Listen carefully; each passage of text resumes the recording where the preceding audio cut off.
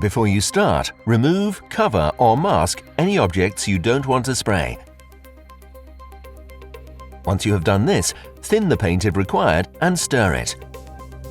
To do so, follow the paint manufacturer's instructions. Read the operating instructions before you start using your device. To prepare the device, you only need 2 spanners. The Control Pro units are equipped with 2 nozzles for the use of different materials. Choose the appropriate nozzle for your application.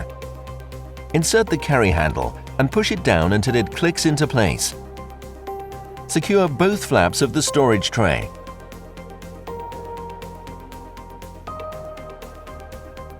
If you have a device with a trolley, remove the telescopic handle. Then connect the hose to the hose connector on the unit and tighten with a spanner. Feed the other end of the hose through the locator and connect it to the gun. Again, tighten with the spanner. If not already pre-assembled, attach the suction hose to the material inlet on the device and slide the return hose into the return connector. Secure the 2 hoses with the clamp.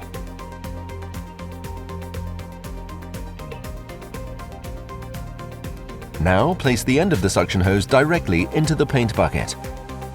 Press the red inlet valve pusher to ensure that the inlet valve is free. Remove the nozzle holder and nozzle and make sure that the selector is set to prime. Turn on the unit by slowly setting the pressure regulator to 2.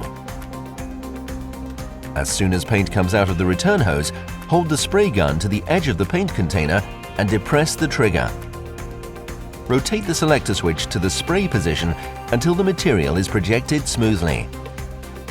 Now lock the gun and place the nozzle holder with the appropriate nozzle onto the spray gun with the tip facing forward and secure it. Your device is now ready for spraying. It is advisable to carry out a brief test spray, for example on a cardboard box. The variable pressure regulation can be adjusted manually depending on the application. Choose the maximum pressure when using higher viscosity materials such as wall paint. Reduce the pressure when spraying lower viscosity materials such as paints or varnishes. One more important note before you start spraying. During breaks, always lock the gun and depressurize the machine by setting the switch to prime. We have also included a filter kit for materials that are difficult to process. Use the correct filter in the filter housing. For low viscosity materials such as paints and varnishes, please use nozzle 311 and the red filter. And for high viscosity materials such as wall paint, use nozzle 517 and the white filter. The filter housing can be easily installed between the spray hose and spray gun.